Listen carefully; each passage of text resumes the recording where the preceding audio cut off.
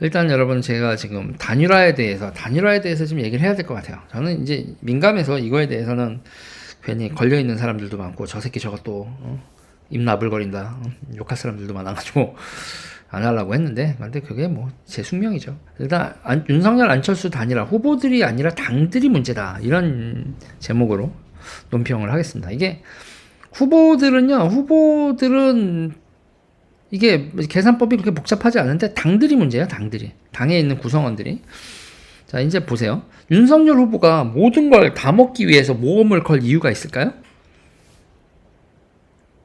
지금 윤석열 후보 입장에서 안철수 후보에게 내각과 공천을 나눠준다고 큰 손해예요? 어차피 대통령은 윤석열인데? 안철수 후보와 나누어 먹기 싫은 건 윤석열 후보가 아니죠. 국민의힘이죠. 국민의힘이 윤석열 후보로 단독으로 먹고 싶은 거죠. 그러니까 안철수 후보와 단일화를 반대하는 이야기는 국민의힘 당파적 입장에서 나오는 겁니다. 윤석열 후보 입장에서 반대할 이유가 없는 거거든요. 국민의힘 당파적 입장에서 나오는 거예요. 안철수 없어도 됨. 굳이 뭘 나눠. 우리가 다 먹자. 이거예요. 우리가 다 먹자. 안철수 없어도 돼. 안철수랑 뭘 괜히 복잡하게. 말 섞으면 골치 아파. 이게 이준석 대표의 기본적인 스탠스죠.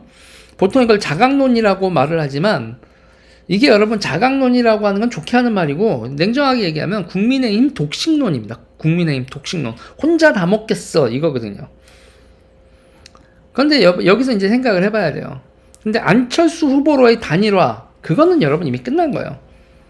단일화해서 누구로 단일화하느냐는요 그냥 윤석열 후보로의 단일화는 결정이 났어요. 왜냐하면 단일화를 안 하면 윤석열 후보의 패배가 확실할 경우 그럴 경우 단일화 경선 방식을 요구해서 후보를 윤석열로 하냐 안철수로 하냐 요구를 할 수 있는데 그걸 할 이유가 없거든요. 혼자서도 될 수 있을 것 같다라는 게 지금 상당히 큰 대세이기 때문에 안철수 후보가 단일화의 후보로 될 수 있는 그런 국면은 열리지 않는다고 봐야 돼요. 지금 상황은. 이게 이제 안철수 후보 지지자들은 이제 이놈의 새끼가 무슨 얘기를 하는 거야 라고 되게 발끈하실 수 있는 얘기지만 냉정하게 얘기를 해야 된다는 얘기예요. 그러니까 지금 상황은 그러니까 지금 윤 후보 단독으로 승리 가능성이 상당히 높은 상황에서 안철수 후보로의 원샷 여론조사 경선은 이루어지기 힘들 겁니다. 그건 냉정한 현실입니다. 그러니까 안철수 후보에게 기회가 없던 건 아니거든요. 안철수 후보에게 기회가 많았어요. 그러니까 윤 후보 진영이 얼마나 혼돈에 빠졌었습니까? 이준석 대표가 2번 가출했잖아요. 김종인 선대위원장도 엄청나게 흔들어대고 그러면서 윤 후보 진영이 혼돈에 빠졌을 때 그때가 안철수 후보에게 기회였죠. 그러니까 여가부 폐지를 안철수 대표가 먼저 던졌으면 어떻게 됐겠어요? 그래서 윤 후보가 신재 영입 국면에 갇혀버리고 그리고 신재 영입 국면에 갇혀버리고 그 혼란한 상황에서 계속 진행이 됐으면 어떻게 됐겠어요? 안 후보가 2030의 견고한 지지를 가져가 버렸으면 그랬으면은 안철수 후보로의 원샷 경선의 분위기도 가능성이 있었죠. 근데 그 기회를 놓친 겁니다. 안철수 후보는 기회가 있었고 그 기회는 왜 날아갔냐? 국민의당이 노선이 애매했어요. 확 휘어잡아 신재를 저렇게 영입하고 혼돈에 빠져서 그럼 저걸 우리가 확 휘어잡자. 우리가 반패미를 깃발을 들고 확 휘어잡자 이렇게 돼야 됐는데 국민의당 내부에서도 그렇게 이럴 수도 있고 저럴 수도 있다. 뭐 패미에 대한 입장 애매한 노선이 그 기회를 날린 겁니다. 결단의 순간에 결단을 못 내린 거고 결단을 내릴 준비도 안 돼 있었던 거죠. 이게 이제 제가 안철수 대표님한테 하고 국민의당한테 냉정하게 얘기를 하면 결단의 순간에 결단을 못 내리는 정치 세력은 클 수가 없는 거예요. 그러니까 지금은 후보가 누구인지를 결정하는 단일화 국면은 끝난 겁니다. 냉정하게 얘기할게요. 이제 남은 건 내각 구성을 어떻게 하느냐를 두고 다시 말해 안철수 대표의 후보 양보의 가치가 얼마인지를 평가하고 그 몫을 분배하는 협상의 가능성만 남아있는 거예요. 그런데 이 상황이 이게 제로섬 게임은 아닙니다. 왜 제로섬 게임이 아니냐면 윤 후보 당선 안철수 패배 이렇게 끝나는 게 아니라 이게 단일화가 시너지를 내죠. 시너지를 냅니다. 무슨 시너지를 내는지 생각을 해보자고요. 간당간당하게 이긴 윤석열 후보와 압도적으로 이긴 윤석열 후보는 전국 주도권에서 큰 차이가 날 겁니다. 민주당이 180석을 가지고 있는 상황에서 더더욱 중요한 문제예요. 압도적으로 이기는 것. 그냥 간당간당 이기는 것만으로는 전국이 엄청나게 혼란에 빠질 겁니다. 저쪽이 반격도 할 거고. 내분이 끝났잖아요. 그러니까 민주당이 끝나고 난 다음에 어떻게 해서든지 자기네들이 반격을 해야 된다라고 생각을 하면서 그 진영을 갖출 겁니다. 압도적 승리를 이끌어준 안철수의 협력, 그리고 내각에 진출하고 그 안철수 대표의 협력은 내각에 진출할 기회로 보상을 받을 겁니다. 내각에 진출해서 장관, 총리, 뭐 자기 사람들을 데리고 몇 개의 분야를 가지고 능력 발휘를 할 수 있는 기회를 얻는 거죠. 그거에 안철수가 그래봐야 잘못했다, 이렇게 잘 못할 거야라는 저주를 퍼붓는 분들도 있고 아주 잘할 거야라고 생각하시는 분들도 있는데, 중요한 건 여러분 기회, 그런 능력 발휘를 할 수 있는 기회, 잘하든 못하든 그 기회를 얻을 수 있다는 건 정치에서 대단히 중요한 거예요. 능력 발휘할 기회도 없이 사그러지는 사람들이 세상에 얼마나 많은데. 그러니까 이건요, 내각에 진출할 수 있는 기회를 얻는 안철수 후보 자체, 그리고 압도적 승리로 전국 주도권을 가져가는 윤석열 후보, 둘 다 윈윈하는 거예요. 대통령 자리로만 보면 안철수의 패배처럼 보일 수 있지만 이건 둘 다 윈윈입니다. 그리고 안철수 후보는 5년 후를 바라볼 수 있는 전망이 생기는 거고요. 그 지지자들도요, 승리하는 체험을 해야죠. 지지자들도 뭔가를 얻었다. 윈이라는 게 승리라는 뜻도 있지만 얻다라는 뜻도 있잖아요. 뭔가를 얻어나는, 선거를 통해서 뭔가 얻어내는 그런 경험을 좀 해야죠. 그리고 저는 그래요. 이 과정에서 중요한 게, 이게 안철수 대표가 뭘 자각을 해야 되냐면, 나의 승리 가능성은 제로다라는 걸 빨리 자각을 하셔야 돼요. 안철수 대표가. 안철수 대표는 지금 완주를 해서 승리할 가능성은 없습니다. 제로예요. 거의 제로에 수렴했다고 봅니다.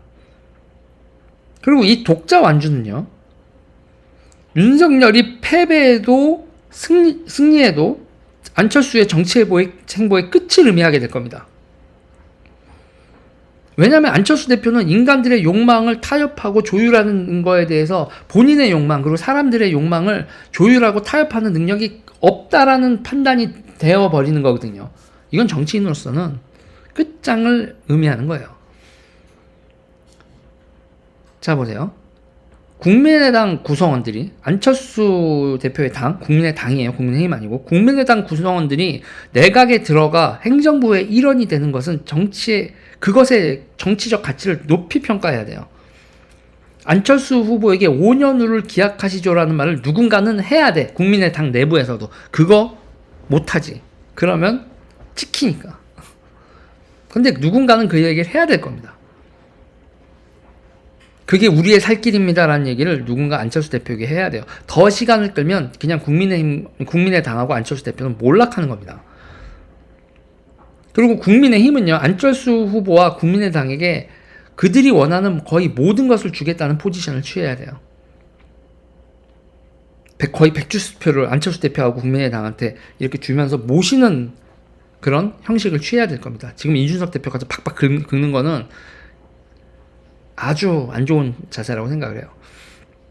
그나마 안철수 대표가 단일화를 주도할 시간도 그리 많이 남지가 않았습니다.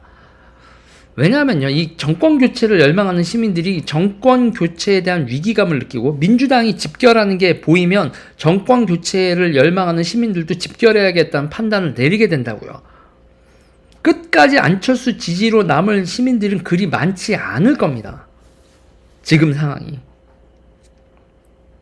그리고 끝까지 안철수 지지로 남은 시민들은요, 어떻게든 쓰디 쓴 패배감을 볼 수밖에 없고, 자기의 지지자들에게 그렇게 절망스러운 패배를 안겨주는 정치 지도자 안철수는 10년 정치 행보가 여기서 끝을 나게 되는 그런 결과가 나오게 될 거라고요. 그러니까 지금 국민의힘도 전권 위임을 가진 협상단을 만들어서 물밑으로 보내야 돼요.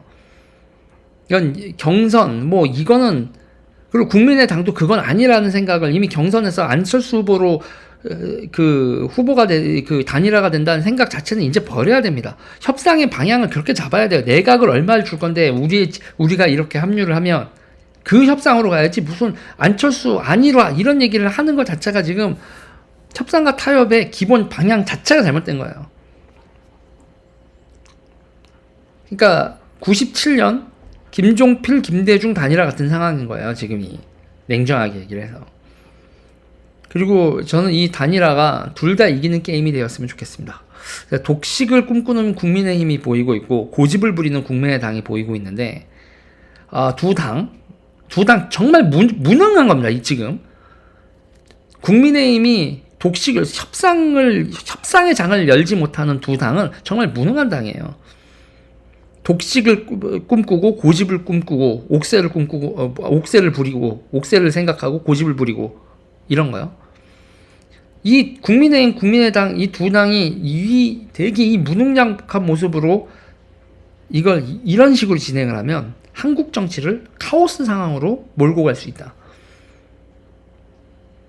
지금 이런 식으로 가다가 민주당이 지금 이재명 후보가 이렇게 작살나게 얻어 터지는 게 아니지. 각종 의혹이 다 터져 나오고 있죠. 오늘도 끊임없이 터져 나오고 있던데. 이런 이재명 후보가 국민의힘, 국민의당에 유연하지 못한 자세로 집권을 하게 되면 한국 정치는 카오스 상황에 빠지게 됩니다. 두 당 후보들 그리고 두 당 지도부의 현명한 판단 기다리겠습니다.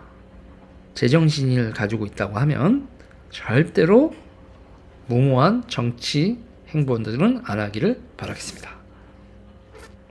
이렇게 이제 공개적으로 얘기했으니까 귀뜸이 되든 말든 하겠죠. 양쪽에.